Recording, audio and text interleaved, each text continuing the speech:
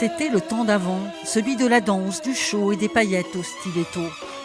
Une période de légèreté brusquement stoppée avec l'arrivée du premier confinement.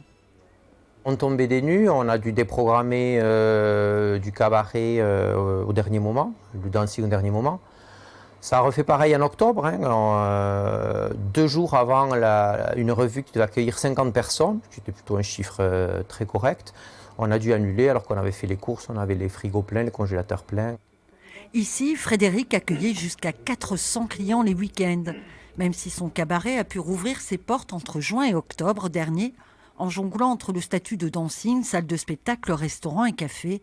L'année a été difficile. Avant, une trentaine de personnes travaillaient ici chaque mois en extra ou au cachet. Plus d'artistes aujourd'hui, il reste l'un des 2 salariés en chômage partiel.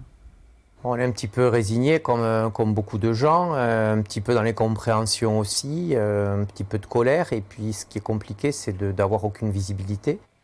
Pour tenir, le patron touche l'aide du fonds de solidarité de 10 000 € mensuels.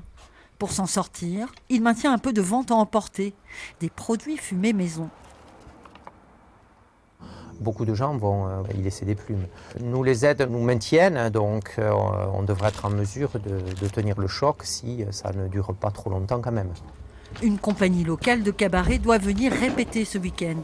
Et Frédéric espère bientôt les faire monter sur scène devant le public.